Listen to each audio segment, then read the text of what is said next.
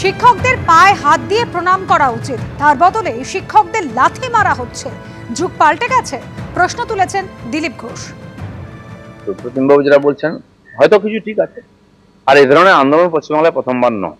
সহিংস আন্দোলন কমিউনিস্টরাও করতো, মমতা ব্যানার্জি করেছেন, এখন তার বিরুদ্ধে হচ্ছে, তার পরিণাম হচ্ছে পুলিশ তার কাজ করবে, সমালোচনা হবে। কিন্তু যেদিন প্রথম বিক্ষোভ দেখান এই চাকরিহারারা বিভিন্ন জায়গায়, ডিআই অফিসে বা এতে, সেদিনের চিত্রটা মনে করুন, কে লাথি মেরেছিল, কে লাঠি পেটা করে। তখন তো সহিংস আন্দোলন হয়নি, তখন তো এতজন একসঙ্গে নামেনি। জেলায় জেলায় বসেছিলেন 100-200 যারা চাকরিহারা বসেছিলেন, তারা স্লোগান দিচ্ছিলেন, তারা গেটের সামনে বসেছিলেন, না গেটে হাত দিয়েছেন না ভেঙেছেন। তখন কেন পুলিশের এই অ্যাটিটিউড হয়েছে, কেন লাথ খেতে হয়েছে? এই যোগ্য চাকরির প্রার্থী আর আমাদের যারা টিচারদের কি লাথি খাওয়ার দায়িত্ব? কি যুগ পাল্টে গেছে? পায়ে হাত দিয়ে প্রণাম করার চাইতে পায়ে লাথি মারবে শিক্ষকদেরকে? এটা খালি শিক্ষকদের নয়, সারা সমাজের রোষ এটা আছড়ে পড়ছে। সেই জন্য তারা যেটা যুক্তি দেখাচ্ছেন, এই কুযুক্তি চলবে না।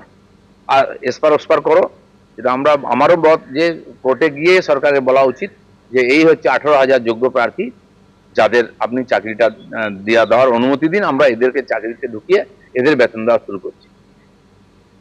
2020-21 সালে করোনা আতঙ্ক কাটিয়ে এখনো ধাতস্থ হওয়ার লড়াই চলছে বিভিন্ন দেশে। তার আগে এবার ফের এশিয়া জুড়ে কোভিড আতঙ্ক। আন্তর্জাতিক সংবাদ সংস্থা সূত্রে খবর, ইতিমধ্যেই ঘনবসতিপূর্ণ হংকং এবং সিঙ্গাপুর জুড়ে ফের বাড়ছে কোভিড-19 আক্রান্তের সংখ্যা। আর সেই নিয়ে রীতিমতো সতর্কতা জারি করেছে সেখানকার স্বাস্থ্য দপ্তর।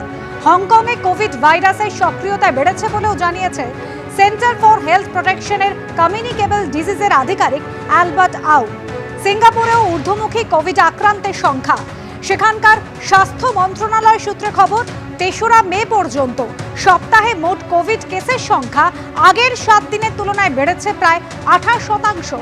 সংখ্যা বেড়ে পৌঁছেছে 14,200-তে।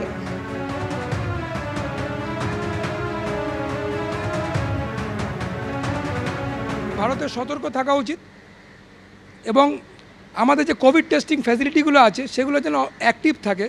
জনবহুল জায়গায় গেলে বিশেষ করে বয়স্ক ব্যক্তি যারা, তাদের এখন বর্তমানে অবশ্যই মাস্ক পরে যাওয়া উচিত, বা যারা কোমরবিড আছেন তারাও যেন মাস্ক ব্যবহার করেন।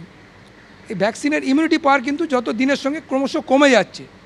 সুতরাং সরকারকে চিন্তা করতে হবে, আবার যদি আমাদের ভারতবর্ষে কোভিড-19 সংখ্যা বৃদ্ধি পায় তাহলে কিন্তু আবার একটি ভ্যাকসিনের বুস্টার ডোজ নেওয়ার কথা চিন্তা করতে হবে। দ্বিতীয়ত, যারা হংকং সিঙ্গাপুর থেকে ফিরছেন এয়ারপোর্টে, তাদের একটা শারীরিক চিকিৎসার বা পর্যবেক্ষণের যদি ব্যবস্থা করেন, যেমন আমরা কোভিডের প্রথম স্ট্রাইকের সময় দেখেছিলাম, তাহলে কিন্তু অনেকটা প্রতিরোধ করা যাবে বলে আমার মনে হয়।